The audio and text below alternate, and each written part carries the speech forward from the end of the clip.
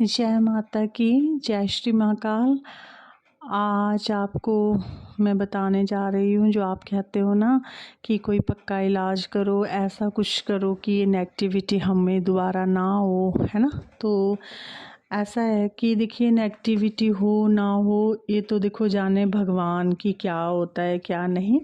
लेकिन मैं आपको ये कह सकती हूँ कि अगर आपको सभी मतलब दुखों से निजात पानी है ना, तो आप प्रभु की शरण में जाइए। वहाँ हर दुख का निवारण होता है, हर संकट दूर होता है, बशर्त है कि आप उस रूह से, उस रूहानी शक्ति का दीदार करते हो, उनको पूजते हो, उनको मानते हो। अपने सबसे मतलब ज़िंदगी की सबसे प्यारी चीज़ अगर आप उनको मानते हो, फर्स्ट इम्पॉर्टेंस आप उन्हीं को ही देते हो, हर टाइम आपको उन्हीं का ही ध्यान रहता है, तो आपको उनकी कृपा अवश्य प्राप्त होती है। ठीक है। एक तो होता है रूहानी दिली प्यार, दिली प्यार होता है ना, तो उसको उसमें तो कशिश ऑटोमेटिक ही होती है ना। पर सांसारिक आप इसमें लिप्त रहते हो, अपने परिवार में, बच्चों में, बीवी में, हस्बैंड में, है ना। तो परिवार के रिश्तों में लिप्त आप रहते हो, तो आप थोड़ा प्रभु की तरफ आपको खिंचाव कम होता है। अपनी घर गृहस्थी, अपनी प्रॉपर्टीज़, अपनी पैसा वगैरह, इन चीज़ों के बिजनेस, इन है ना, इन चीज़ों के लिए आपका ज़्यादा रहता है। ठीक है। तो आपको क्या करना चाहिए होता है कि चलो आप उन सब में भी लिपट रहें और आप प्रभु का भी कीजिए। तो कुछ कुछ नियम होते हैं प्रभु को प्रसन्न करने के लिए। कहने का मतलब है कि प्रसन्न, चलो आप उनको प्रसन्न ही कर लेते हैं, तब भी वो आपके दुखों का निवारण कर देते हैं। ठीक है। तो आपको दैनिक पूजा में अपने बहुत से रूल्स है जो कंटिन्यू करने चाहिए और फॉलो भी करने चाहिए, और उनको कंटिन्यूटी भी उनकी होनी चाहिए। मतलब कि हर रोज़ वो चीज़ आपकी होनी चाहिए। ये नहीं कि आज आपका दिल किया तो किया, आज नहीं किया तो आज आपको वहाँ जाना, आज आपको वहाँ जाना तो हमको नहीं करना आज, है ना, तो कल कर लेंगे।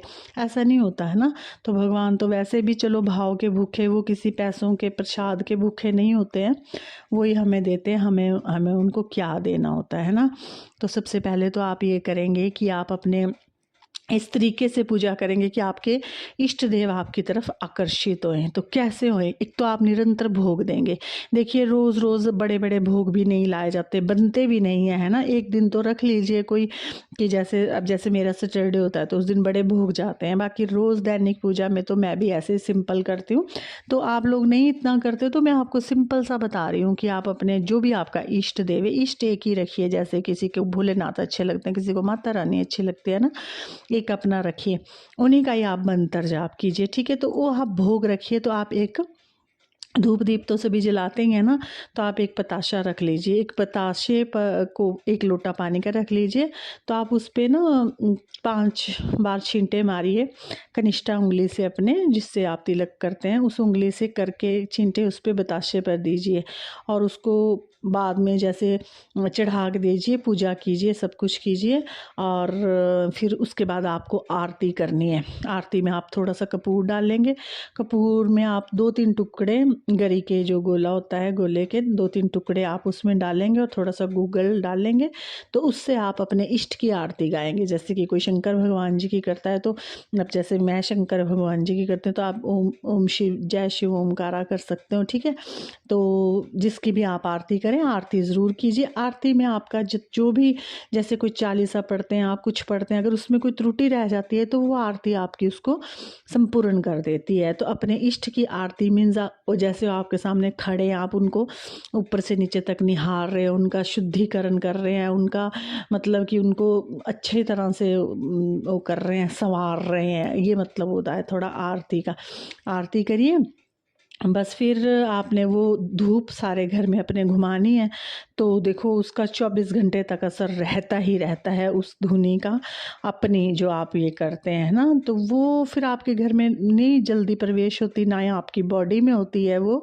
उसके बाद निरंतर आपको ये करना होता है। जैसे ही आप छोड़ते हैं, स्किप करते हैं ये चीज़ें, तो बहुत सी नकारात्मक चीज़ें आपके अंदर प्रवेश कर जाती है। ठीक है। बाकी जो फिर वो आपने बतासा रखा होता है, उसको आप अगले दिन किसी दूध में, चाय में अपने पूरे परिवार को दे सकते हैं। जो आप जल रखते हो उसको आप अगले दिन सुबह सूर्य देव को चढ़ा सकते हो, फिर दोबारा नेक्स्ट डे आप ऐसे रख सकते हो।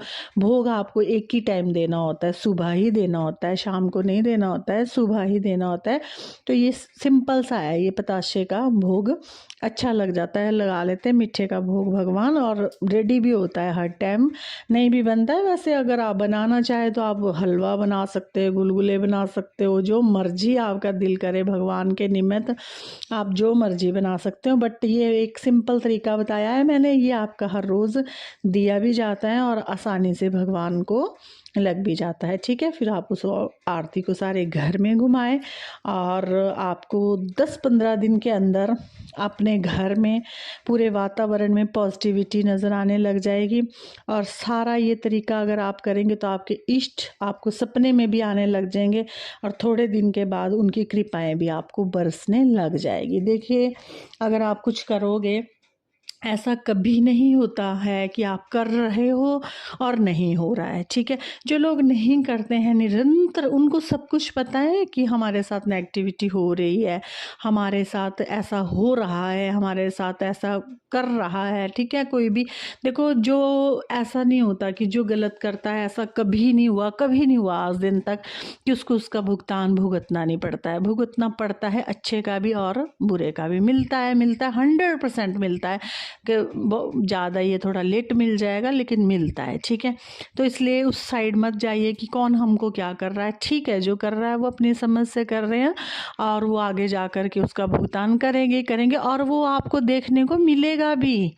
अगर आप गलत नहीं करते हैं तो आपको देखने को वो मिलेगा, आपको सामने दिखेगा कि कभी हमारे साथ ये ऐसे किया करते थे। ठीक है, तो आप बिल्कुल निश्चिंत हो जाइए, अपने आप से बुरा नहीं करना। आपको सिर्फ ये जो काम है, भक्ति, पूजा, बंदन, आरती, चालीसाएँ और मंत्र जाप, आपका ये कर्म है। ठीक है, फिर वो कर्म उनका है, प्रभु का है वो कर्म कि आपका बुरा करने या आपका बुरा चाहने वाले को वो कैसी सज़ा देते हैं, बशर्ते कि हम अपने आप उन्हें कम सज़ा दें।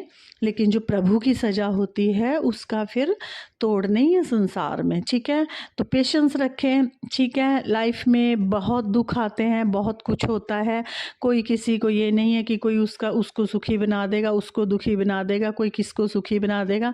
सुख और दुख अपने कर्मों से मिलते हैं। जैसे आपने कर्म किए हैं, कर रहे हैं, करोगे, उसके अनुसार आपका जीवन चलता है। सुख और दुख आपके जीवन के वैसे बनते हैं। ठीक है, तो इस चीज़ों को अपने दिमाग से निकाल के कि हमको कोई इसने कर दिया तब हमको ऐसा होगा, अगर ऐसे होने लग गया ना, फिर तो भगवान के हाथ में नहीं सृष्टि होगी, फिर सारी सृष्टि इंसान के हाथ में होगी। ठीक है, हाँ है 40% तो इंसान ने अपने हाथ में कर ली है दुनिया, तंत्र मंत्र जंत्र यंत्र सब चीज़ों से। बट एक प्रभु की सत्ता भी है जो एक बहुत बड़ी है, उस पर आप विश्वास रखें। और अगर ये नेगेटिव लोग ज़्यादा परेशान दुनिया को कर रहे हैं तो प्रभु ने पॉजिटिव लोग भी बहुत बिठाए हैं उनका करने के लिए। तो जैसा आप कर्म करेंगे तो प्रभु आपको ऐसे ही लोगों के पास ले जाएंगे।